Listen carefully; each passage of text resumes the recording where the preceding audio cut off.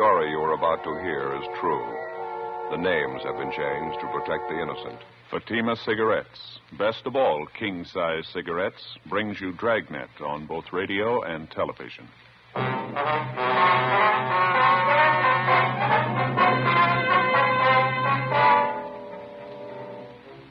You're a detective sergeant. You're assigned to homicide detail. A 38-year-old woman disappears. She leaves her sister and her 4 children behind. There's evidence of foul play. Your job, find her. In Fatima, the difference is quality. Yes, in Fatima, the difference is quality. Prove it yourself today. Compare Fatima with any other king-size cigarette. 1. Fatima's length filters the smoke 85 millimeters for your protection. 2. Fatima's length cools the smoke for your protection. 3. Fatima's length gives you those extra puffs, 21% longer than standard cigarette size. And in Fatima, you get an extra mild and soothing smoke, plus the added protection of Fatima quality. Definitely the best quality in its class, but the same price as the cigarette you're now smoking. Buy Fatima in the bright, sunny yellow pack. Best of all, king-size cigarettes.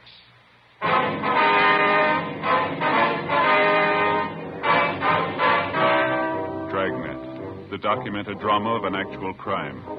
For the next 30 minutes, in cooperation with the Los Angeles Police Department, you will travel step by step on the side of the law through an actual case transcribed from official police files. From beginning to end, from crime to punishment, Dragnet is the story of your police force in action. It was Monday, June 3rd. It was overcast in Los Angeles. We were working the day watch out of homicide detail. My partner's Ed Jacobs. The boss is Thad Brown, chief of detectives. My name's Friday. I was on the way back from communications, and it was 8:15 a.m. when I got to room 42. Homicide. Joe, what's doing? Hi, Brian.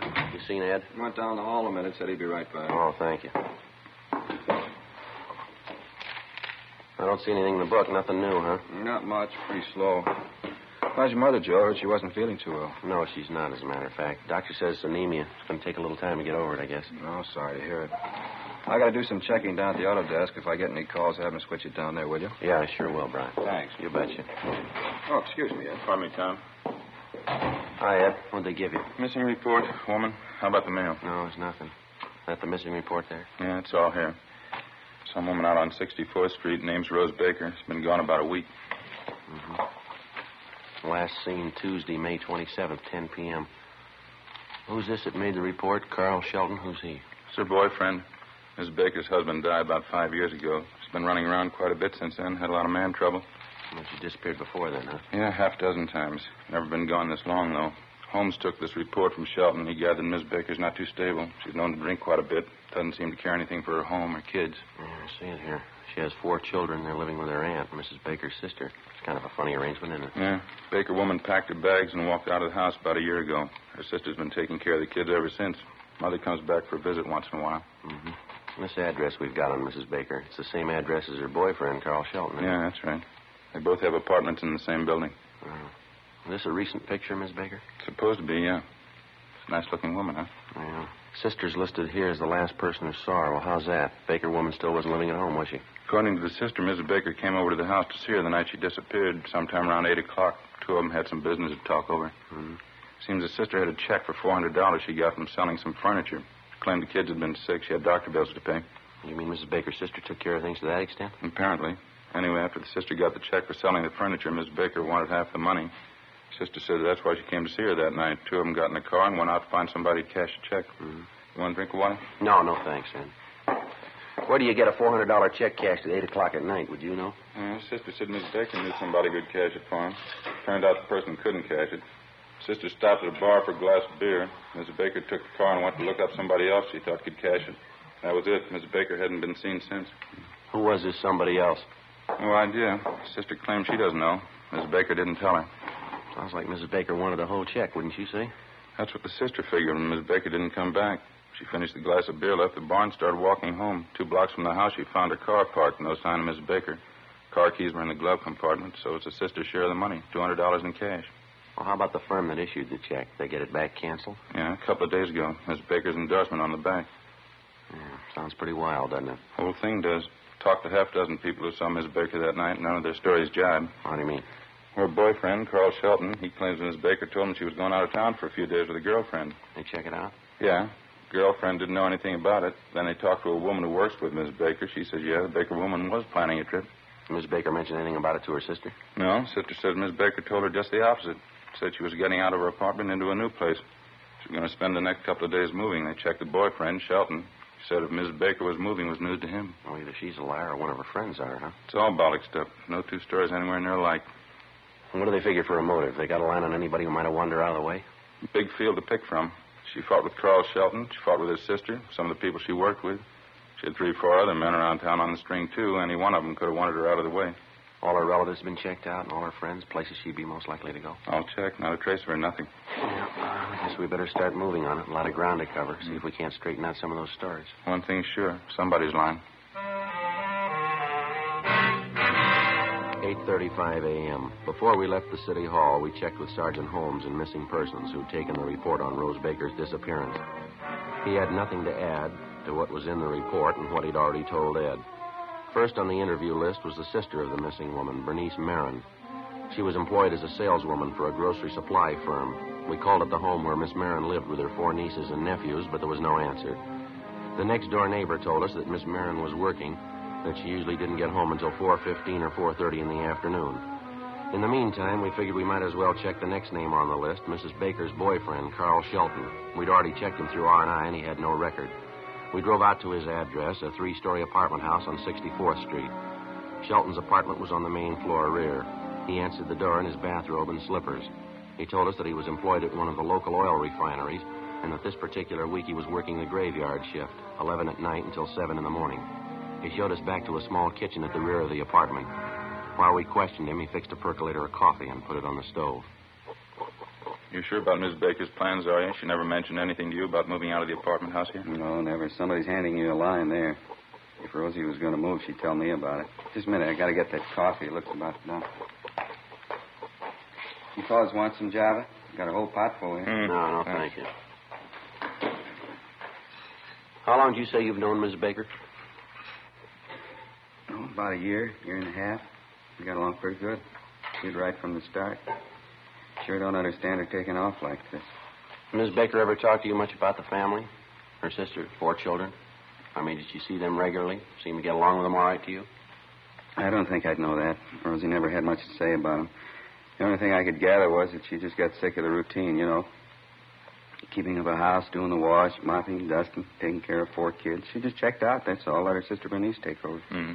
If you ask me, she never should have had a family to begin with. Rosie isn't the kind. She's a party girl, likes a good time, you know what I mean?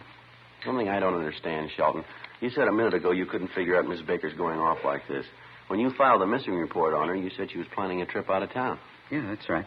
Well, isn't it possible she might have taken off without telling you? No, I don't think so. She'd have told me. She's planning a trip, all right, but she wasn't going to leave till the next night, Wednesday night.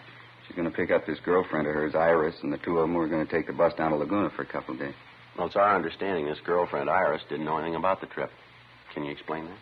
I don't know. I guess Rosie forgot to tell her. Can't figure these women sometimes. Maybe she was going to phone her Wednesday morning. She knew Iris could get away almost any time. And you think it's possible she might have gone down to Laguna by herself? No, that's not like Rosie. Besides, before I went in to report her missing, I called a couple of places down Laguna where Rosie usually stops at. They hadn't seen her. Possible she might have gone some other place? No, without telling me, no. Besides, she wouldn't go alone. I know that. Sheldon, we understand Mrs. Baker was friendly with 2 or 3 other men around town. You think it's possible she might have gone someplace with one of them? Sheldon? No, I can't buy that. If it was 8 months ago, I'd say maybe, but not now. Why not?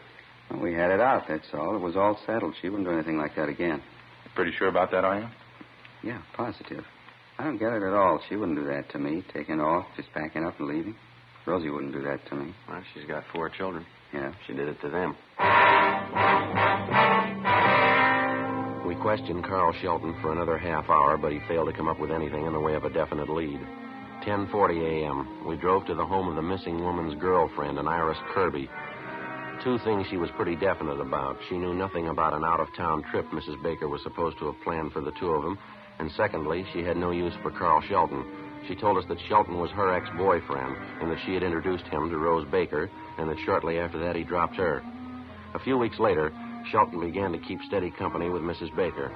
Outside of her personal grievance against Shelton, Iris Kirby had nothing to offer in the way of a lead to the whereabouts of her friend.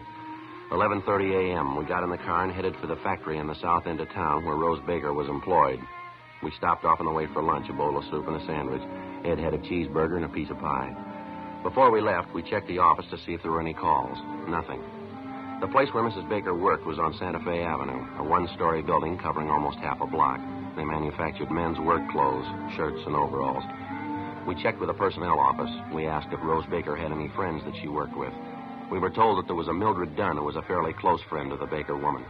Ed and I waited in the office while they sent down to the plant for Mildred Dunn. Ms. Dunn? That's right. Police officers. My name's Jacobs. This is my partner, Sergeant Friday. How do you do? How are you? I'd like to ask you a few questions about Rose Baker, Mrs. Dunn. I understand you're a pretty close friend of hers. Yes, that's right. I've known Rose ever since she came here. She works on the machine next to me. She come home yet? No, not yet. You remember Miss Baker saying anything to you about taking a trip, Ms. Dunn? I mean, just before she disappeared? Yes, she did. She'd been looking forward to it. That's probably where she is, don't you think, off on her trip? Well, we don't know, ma'am. Did she mention anything definite about the trip to you, where she was going, when she was leaving? Well, I think she was going to Laguna Beach.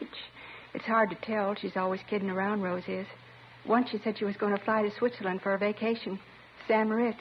She's always kidding around like that. Oh, that's so? Like once when she had a date with Fred, she said she was going to the pump room in Chicago. You know, just being funny. I see. Who is this Fred, Mrs. Dunn?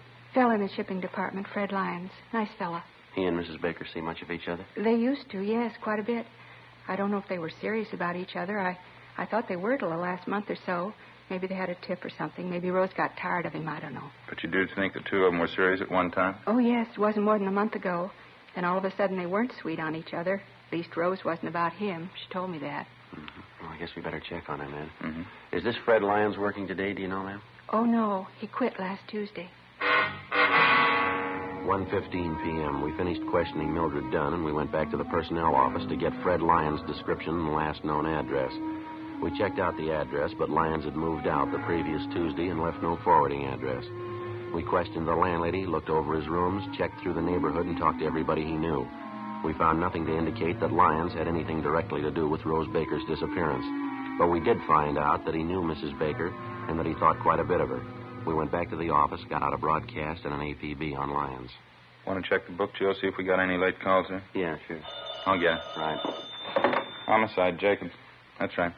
Mm-hmm. Well, they sure? What was that? All right. Thank you. Got something. Yeah? Hollywood Division. Woman's purse found in a vacant lot out there. High school kid found it. A lot of identification inside. Yeah. Rose Baker. 3:15 p.m. The purse was brought downtown to the crime lab for detailed examination. Bryan and Barrett from Homicide went out to interview the boy who found the purse and to check the neighborhood where it was discovered. Meantime, Ed and I drove out to talk to the missing woman's sister, 36 years old, Bernice Marin. She and her sister's 4 children lived in a 5-room stucco house just off Exposition Boulevard. We got there shortly after Miss Marin returned home from her job. Her 2 older nephews were out in front cutting the lawn. She showed us into a neatly kept living room where we interviewed her. She was a plain-looking woman, brown hair, gray eyes. She showed little concern about her sister's disappearance. I gave up trying to keep track of her a long time ago, Sergeant. I haven't any idea where she's gone. I used to worry about her. I don't anymore. Well, how about that purse of hers that was found this afternoon, Miss Marin? Wouldn't you say that makes it a little unusual this time? I don't think so. She loses things all the time. I don't know what she does when she goes off on those things. I don't want to know. Gets drunk and does a lot of fooling around, I suppose. She's lost 2 or 3 purses the same way. What about last Tuesday, the night she disappeared? You notice if she'd been drinking then? Yeah, I got the idea she'd had a couple of highballs before she came over. She wasn't drunk, but she wasn't feeling any pain. Oh, say, would you excuse me? I want to yell at the kids out there. Yes, ma'am. Frank! Frank, that's enough of that playing around out there. Let's get started pushing that lawnmower, huh? Okay, just trying out a new system. Almost half done now. You better hurry it up. You still got the backyard to do, remember? Yeah, okay. The only good thing that came out of that married sergeant, those kids out there. Yes, ma'am. There's 2 more besides Frank and Bobby, the girls, my nieces. One's 9, one's 7. Mm-hmm. Marvelous kids. Girls are just as pretty as pictures. I'm glad I have a chance to take care of them. I guess I just like kids. Can't understand it when people don't appreciate them. I don't have a family of my own. Oh, I see. Miss Marin, when you were with your sister last Tuesday night, you say she didn't mention anything at all about taking that trip out of town? No, just the opposite. Like I told you. She said she was moving out of her apartment into a new place. That's why she needed the money. Hmm. Well, what's the story about this money your sister came to pick up, Miss Marin? I don't think I quite got that clear. Well, we had this baby grand piano that my mother gave Rose and me just before she died. Kids have been sick the last couple of months, one thing and another. I needed a little money to catch up on some doctor bills, so I sold the piano. I hated to do it, but the bills had to be paid. Mm-hmm. Well, Rose found out about it somehow, and she wanted half the money I got for the piano. She wanted the money for herself. Can you imagine that? She wasn't even willing to pay for her own kids' doctor bills. It'd be different if I was charging her to take care of the kids. I just do it because I like them. Mm-hmm, I see. Well, anyway, she found out about it, and I had to split the check with her. The whole thing was for $400. I understand your sister got the check cashed that night. That correct? Yeah, that's right. It was 8 o'clock at night, but Rose said she knew somebody who'd cash it. She wanted the money that night. And to save an argument, we got in the car and went to see this friend of hers, some bartender. He couldn't cash the thing, so Rose took the car and went out to look up another friend she thought would cash it. I didn't want to go chasing all over town with her, so I stayed at this bar and had a beer. Mm-hmm. And that's the last time you saw your sister, is it? Yes, I waited a couple of hours, and then I walked home. And 2 blocks from the house, I saw my car pulled up at the curb, right on Exposition Boulevard. Car keys were in the glove compartment. $200 in cash right under them. No sign of Rose, though. Well, what time was it when you got back to the house? You remember? It was after 11. Close to 11:30, I think. I went right to bed. And since that time, you've had no indication where your sister might have gone? No phone calls, no letters, no word from one of her friends who might have seen her? No, not a thing. If she's in trouble, you can understand why. It's been coming for a long time. Last 5 years, going downhill all the time. She's no good, Sergeant. I don't know how it happened. She's just no good at all. Thank you very much, Miss Marin. Thank you, ma'am. Oh, not at all. No trouble. I guess I'd better get dinner started for the kids. Well, if you hear anything about your sister, we'd appreciate it if you'd give us a call. Yes, all right. It's going to be the same old story. Same thing all over again. You can bet on it. Ma'am? She'll come back when the money's gone. 5:15 p.m. Ed and I drove back downtown and went directly to the crime lab. The missing woman's purse, which had been found in the vacant lot out in Hollywood, had been examined thoroughly. They'd found nothing that would provide us with a new lead. We checked communications, but there was still no answer to the APB we'd gotten out on Fred Lyons, the man who'd worked with Rose Baker and who dropped from sight the same day she did. 5:30 p.m. We got back to the squad room. Hi, Brian. You just get back? Yeah, you get the word? No, what's that? Mrs. Baker, they just found her body.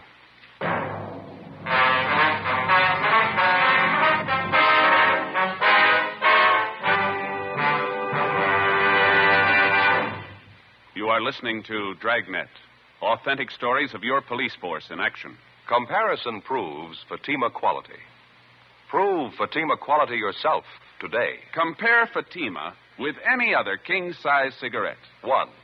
Fatima's length filters the smoke 85 millimeters for your protection. 2. Fatima's length cools the smoke for your protection. 3. Fatima's length gives you those extra puffs, 21% longer than standard cigarette size. And in Fatima, you get an extra mild and soothing smoke, plus the added protection of Fatima quality. Friends, to show our confidence in Fatima, we make this money-back guarantee. Buy a pack of Fatimas. Enjoy Fatima quality, extra mildness, and superbly blended tobaccos. If you're not convinced Fatima is better than the king-size cigarette you're now smoking, just return the pack and the unsmoked Fatimas by August 1st, 1952, for your money back plus postage. Fatima, Box 37, New York 1. Remember, because of its quality, its extra mildness, its better flavor and aroma, more smokers now insist on Fatima than ever before. Insist on the best. Fatima, extra mild and soothing, plus the added protection of Fatima quality. Smoke Fatima. Best of all, king-size cigarettes.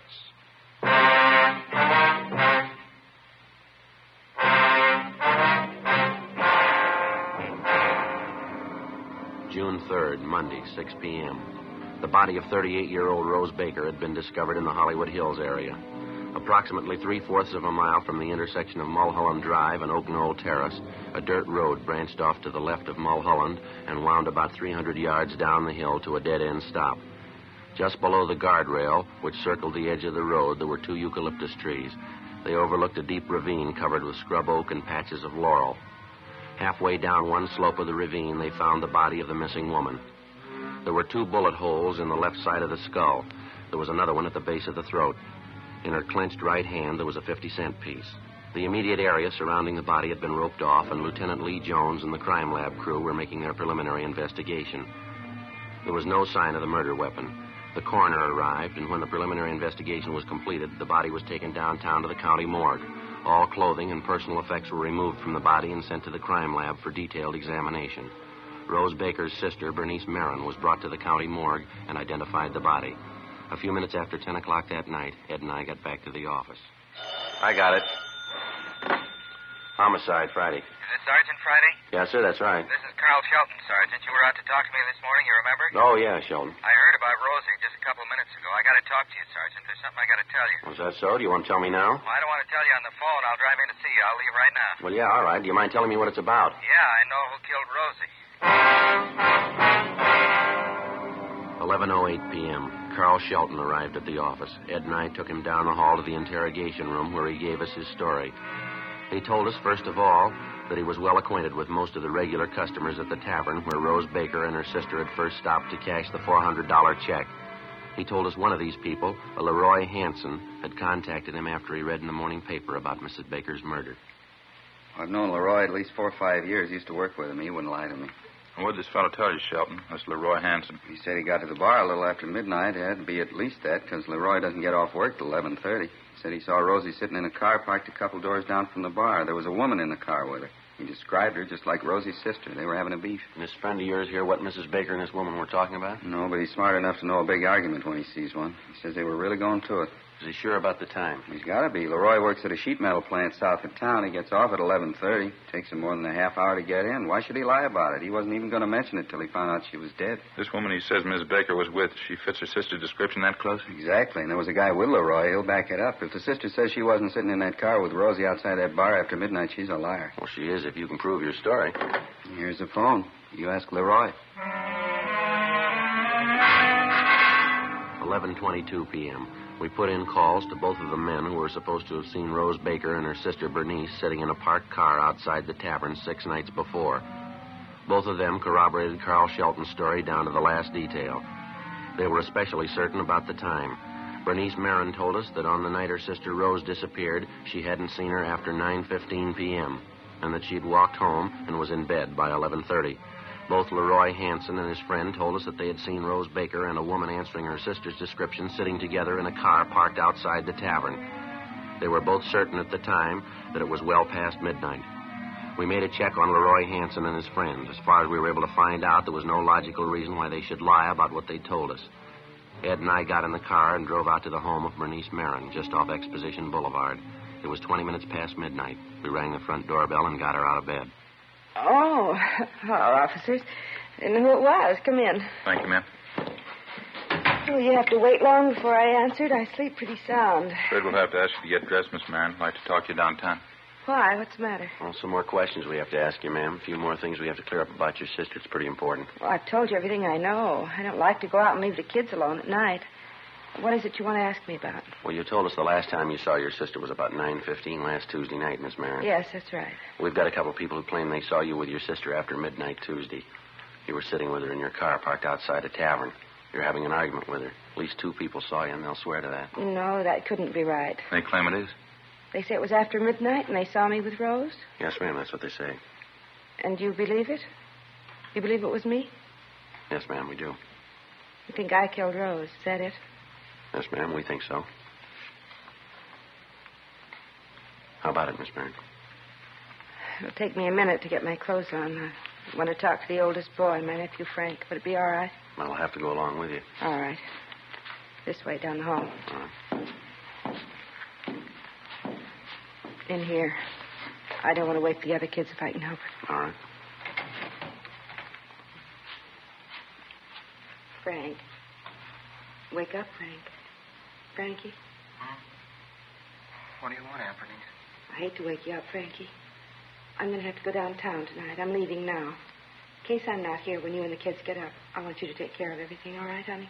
Yeah, okay. What do you have to go downtown for? Well, it's something about your mother, Frank. Might take a little time. You see the girls get off to school on time in the morning, won't you? Bobby, too. The sandwiches are all made. They're in the icebox.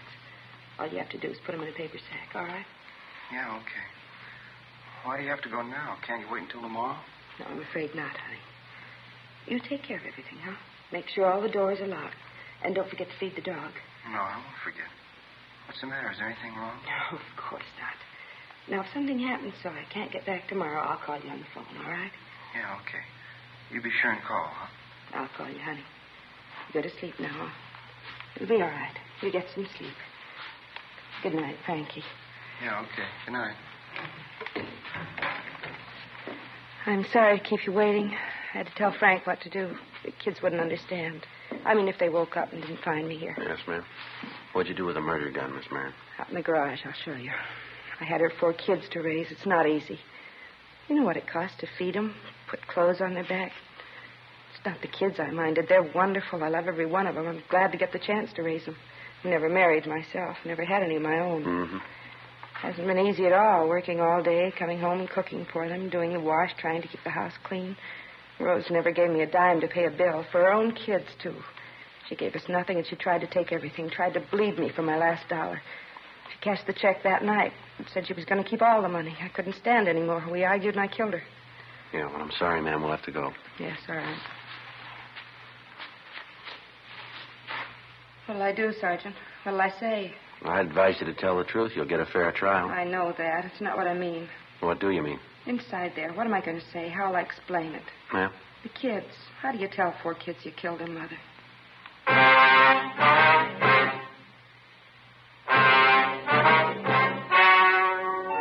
The story you have just heard was true. The names were changed to protect the innocent. On October 3rd, trial was held in Superior Court, Department 92, City and County of Los Angeles, State of California. In a moment, the results of that trial. Now, here is our star, Jack Webb. Thank you, George Fenneman. Friends, I make it a habit to carry 2 packs of Fatimas around with me. One's for my smoking, and the second one's for smokers I see with other king-size cigarettes. All I have to say is, here, compare Fatima. I know they're going to be sold on Fatimas the next time we meet. How about comparing Fatima yourself? You'll find Fatima's length filters the smoke 85 millimeters, cools the smoke, all for your protection. You get those extra puffs because Fatima is 21% longer than standard cigarette size. And Fatima gives you an extra mild and soothing smoke, plus the added protection of Fatima quality. Prove it today. Buy Fatima.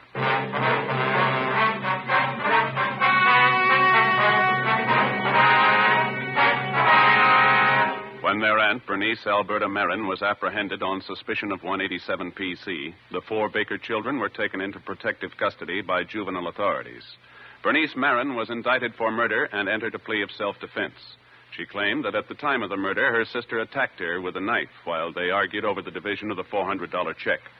Bernice Marin was tried in Superior Court by a jury composed of 9 men and 3 women.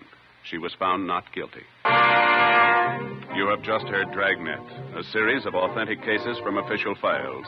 Technical advice comes from the Office of Chief of Police W.H. Parker, Los Angeles Police Department.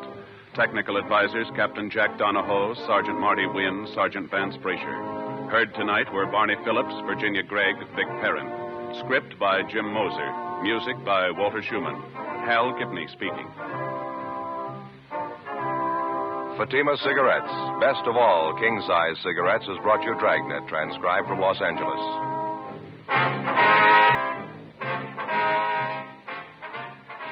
Next, it's Counter Spy on NBC.